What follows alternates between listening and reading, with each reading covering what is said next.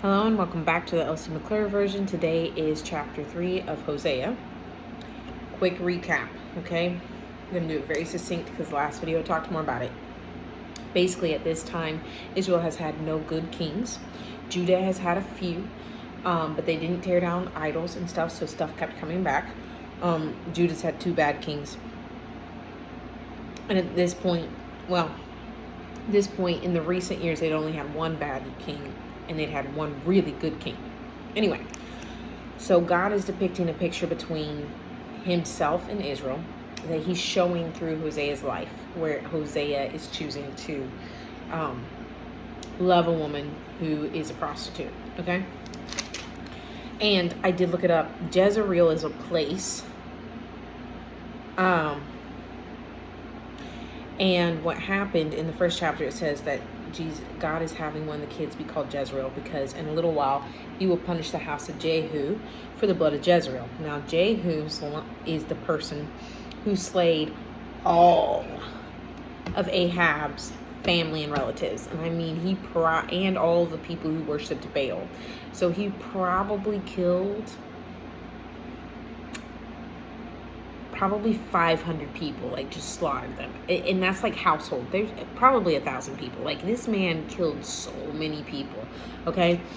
And even though it was the Lord's will, in the same way, there is a punishment on Jehu. Now he had fulfilled what the Lord had asked of him. And so the Lord was like, for 4 descendants, for 4 people,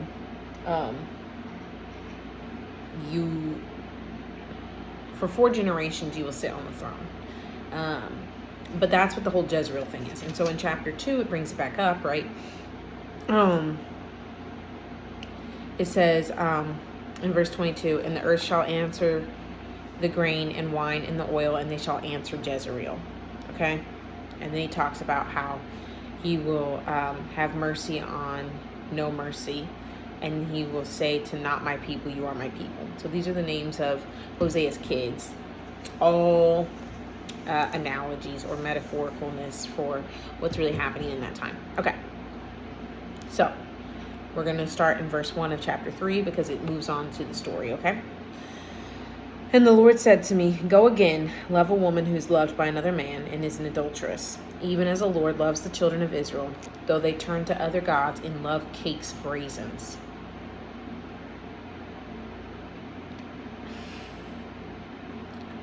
Maybe that has to do with gluttony. I don't know. Idolatrizing food. But that is a funny line, I will say. Now here's the thing.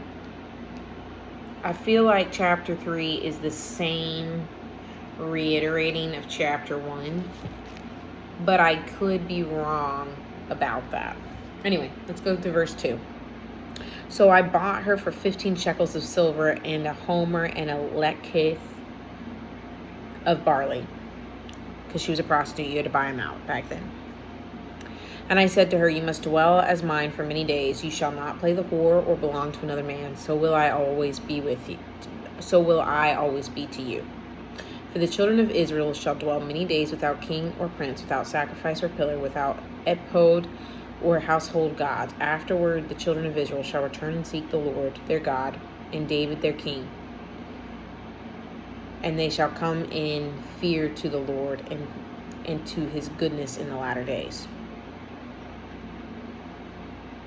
And David their king. That's an interesting statement, but it probably has to do with like Jesus is from the line of David, right? It's more along the lines of the thought process of they're seeking the lineage of David, where the Messiah is coming from. So it may be that this part, there's 2 options here. Chapter 1 and chapter 3 are similar versions of the same thing. Or chapter 1 happens and the girl goes back out and Gomer goes back out and sleeps around more, and so Hosea goes and buys her.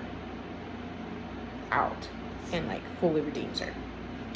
I'm not sure which one it is. I think it's very possible that we're told a little bit in chapter 1 about their relationship, because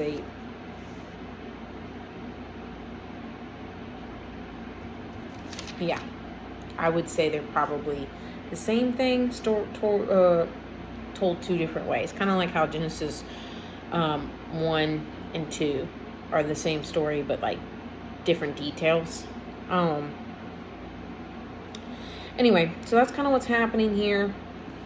Backstory, remember, 2 Kings 10 through 20, 2 Chronicles 23 through 32, Isaiah, and Amos and Micah all have to do with Hosea, okay?